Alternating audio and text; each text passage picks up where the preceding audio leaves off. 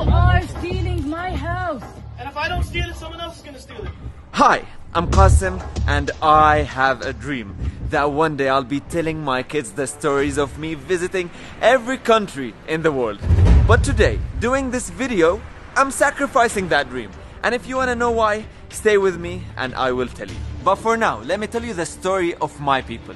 500 Palestinians who today are forced to evacuate their homes, the ones they've been living in for decades, so some settlers can board on some planes and come take these houses that they don't own. Jacob, you know this is not your house. Yes, but if I go, you don't go back. So what's the plan?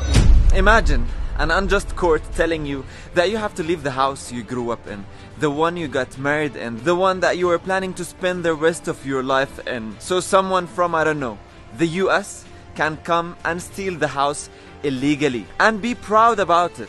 أنا يعني بعرفش وين بدي أروح يا زلمة. أنا كل ذكرياتي هون. أنا طفولتي هون، فتوتي هون، شبابي هون، دراستي هون، مدرستي من هون، تخريجي من جامعة من هون، تجويزي وأولادي من هون، كلهم بهذا الدار. كل حجر بالدار بيحكي قصة عندي. What's being stolen here is the last glimpse of hope that maybe one day Palestinians in Jerusalem will get justice. Especially that this neighborhood is well located in the heart of Palestinian Jerusalem, and it's unacceptable for an Israeli settlement to be there. And I had to tell this story today because for some reason international media decided to stay silent.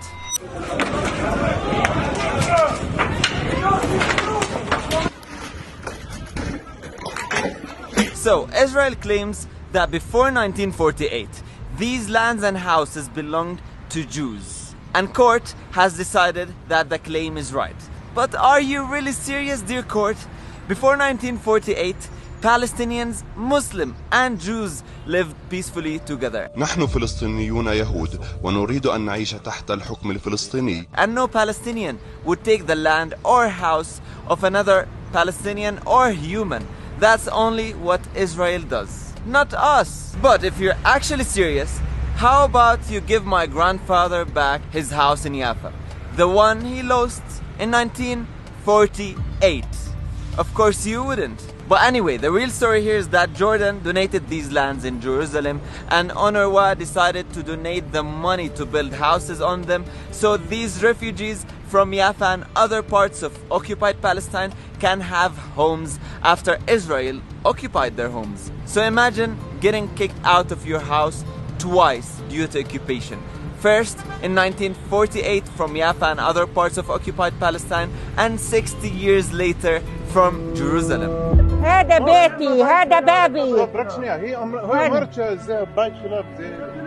لمين تشكي والقاضي غريمك؟ لمين؟ Dear world, my people are told occasionally, why don't you just make peace with Israel? It's all in the past now, just get over it. But you have to understand that what's happening is an ongoing occupation. Lands are still being taken. Settlements, illegal ones, are still being built, and the people of Sheikh Jarrah neighborhood are fighting for their right to stay in their homes right this moment you're watching. They're being assaulted, brutally beaten and killed. And that's why I had to talk about it. And this is not just news. You can easily follow and see what's happening live if you go on some accounts on Instagram of the people who are living there. I can see live what's happening there, and you can easily see the brutality of the Israeli army and forces. And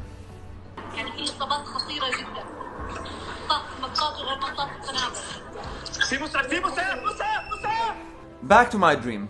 It's quite known that Israel controls the borders of Palestine, and they don't let anyone in if they speak up about what's happening. So, I'm sad to tell you that probably I will visit every country in the world and tell my kids the stories, but not of my own Palestine.